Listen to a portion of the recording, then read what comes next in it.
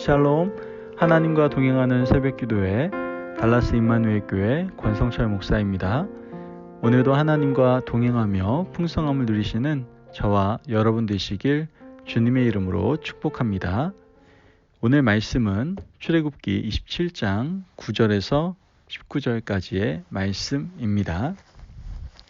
너는 성막의 뜰을 만들지니 남쪽을 향하여 뜰 남쪽의 너비가 100규빗의 세마포 휘장을 쳐서 그 한쪽을 당하게 할지니 그 기둥이 수물이며 그 받침 수물은 노스로 하고 그 기둥의 갈고리와 가름대는 은으로 할지며 그 북쪽에도 너비가 100규빗의 포장을 치되 그 기둥이 수물이며 그 기둥의 받침 수물은 노스로 하고 그 기둥의 갈고리와 가름대는 은으로 할지며 뜰의 옆 곧 서쪽에 너비 50규빗의 포장을 치되 그 기둥이 열이요 받침이 열이며 동쪽을 향하여 뜰 동쪽에 너비도 50규빗이 될지며 문 이쪽을 위하여 포장이 15규빗이며 그 기둥이 셋이요 받침이 셋이며 문 저쪽을 위하여도 포장이 15규빗이며 그 기둥이 셋이요 받침이 셋이며 뜰 문을 위하여는 청색자색 홍색실과 가늘게 꼰 배실로 수노와 짠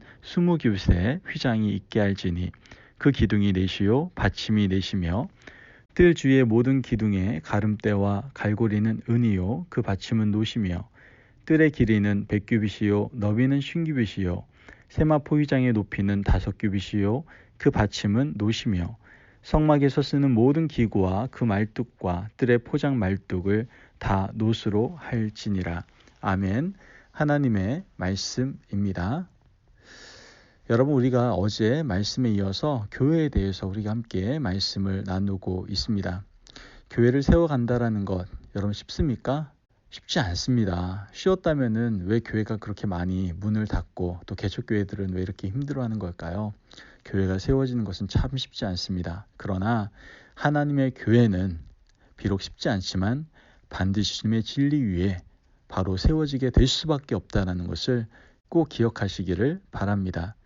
어느 교회든 하나님의 뜻과 하나님의 비전이 있다면 그 교회는 하나님께서 반드시 이끄시고 세우신다라는 것을 우리는 분명히 믿을 수가 있어야 된다라는 것이죠. 바로 우리 교회도 마찬가지로 하나님께서 세우시고 이끌어 주실 것입니다. 아멘. 왜요? 우리 교회도 분명 주님이 핏값으로 산 교회일 뿐만 아니라 하나님께서 비전을 주셨고 그 비전대로 우리를 이끌어 가실 것이기 때문에 그렇죠.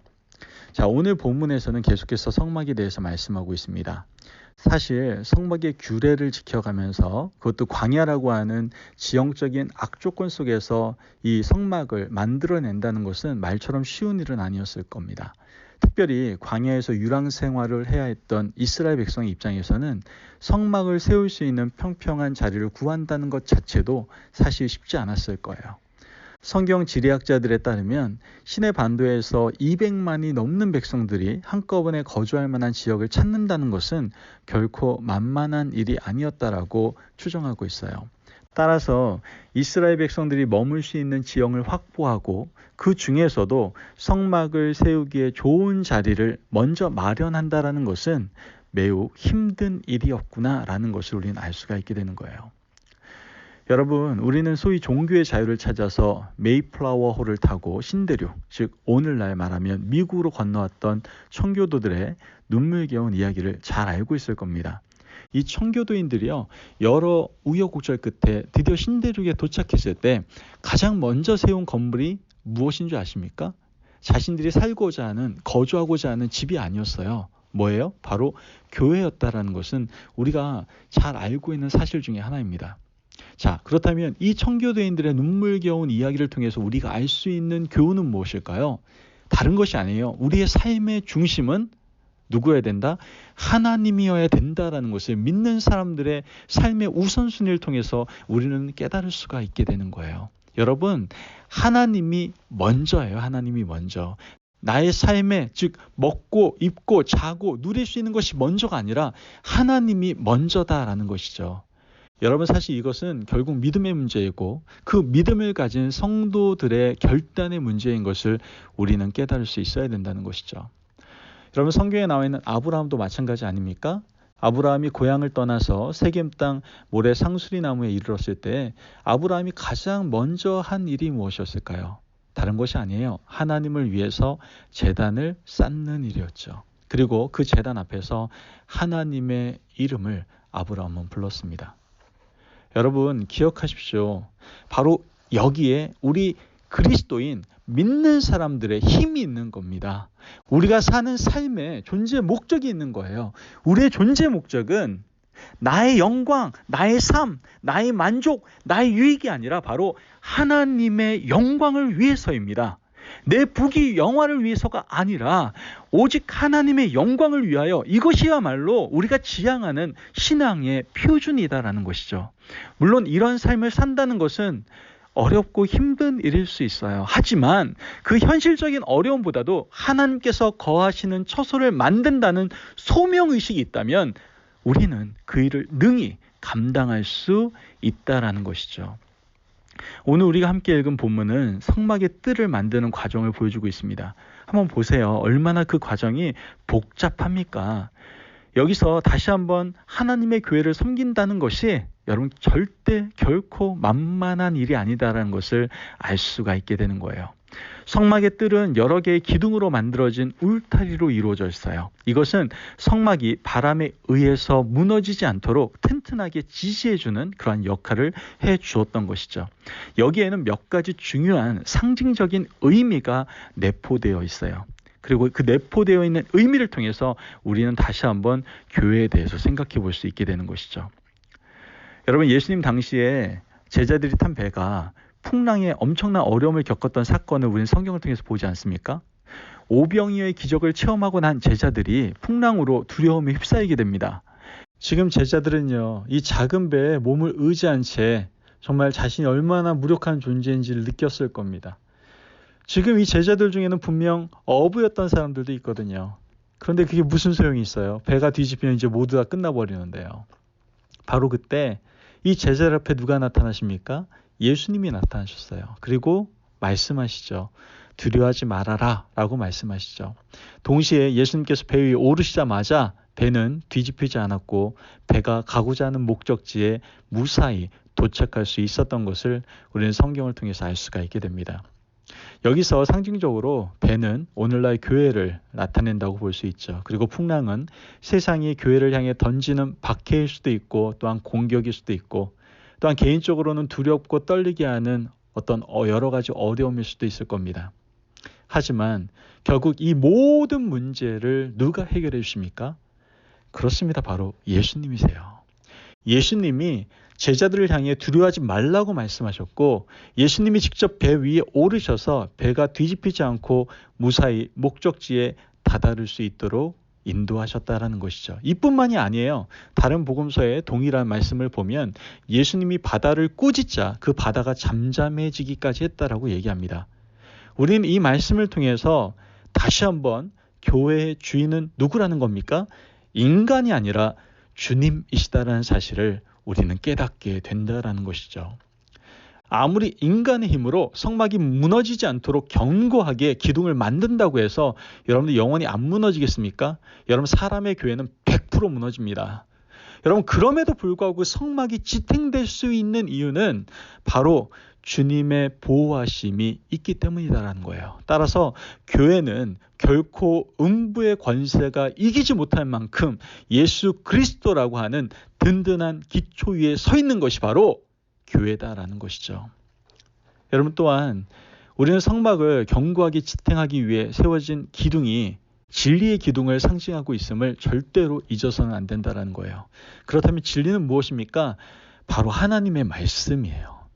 궁극적으로 그 말씀이 육신이 되어 이 땅에 오셔서 우리를 위해 십자가에 달리시고 부활하신 예수 그리스도가 진리 그 자체이신 것이죠. 따라서 다시 한번 강조하지만 교회가 교회되기 위해서는 예수 그리스도를 붙잡아야 되는 거예요. 그분을 향한 믿음을 붙잡아야 하고 그분의 삶을 붙들어야 됩니다. 그러기 위해서 우리가 어디로 가까이 가야 되는 거예요? 말씀으로 가까이 갈 수 있어야 되는 거예요. 여러분, 그래서 우리가 하나님과 동행하는 새벽 기도회를 매일매일 함께 드리는 겁니다. 이 말씀을 함께 붙들며 주님의 몸된 교회, 주님께서 핏값으로 사신 교회를 함께 세워나가기 위해서 우리가 매일매일 말씀을 붙잡고 같이 신앙의 여정을 가고 있는 것이죠. 여러분, 부탁드립니다. 예수님 안에 있을 때 모두가 하나 될 수 있어요. 믿음 중요하죠. 그런데 지성도 중요합니다. 그런데 예수님 안에 있으면 이 믿음과 지성이라는 것이 하나가 되고 믿음과 율법이 하나가 될 수 있습니다.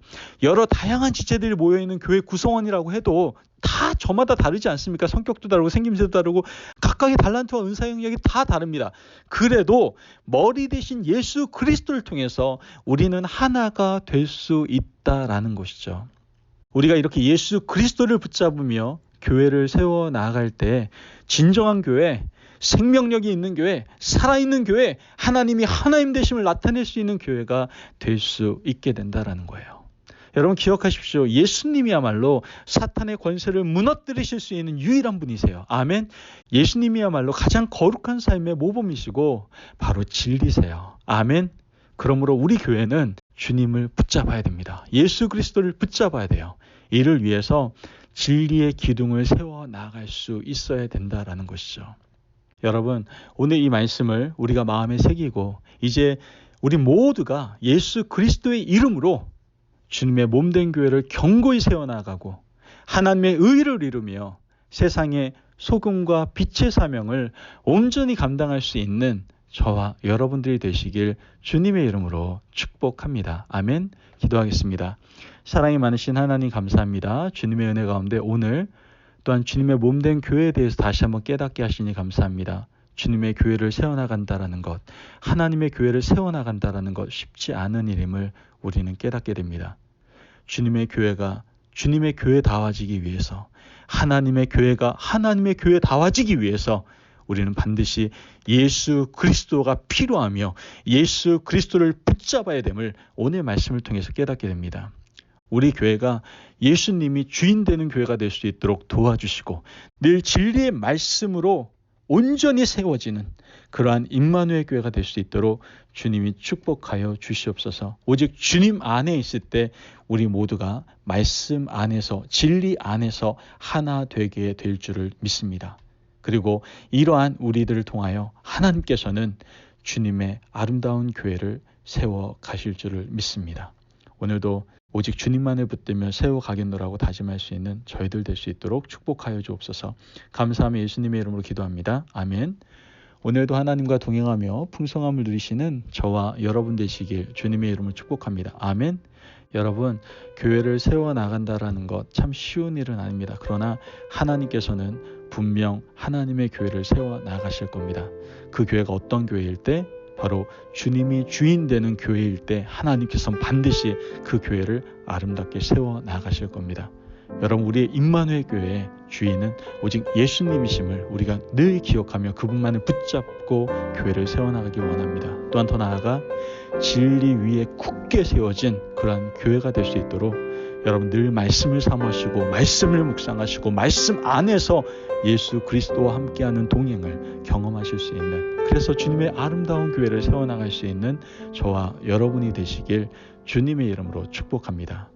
말씀 안에서 승리하십시오.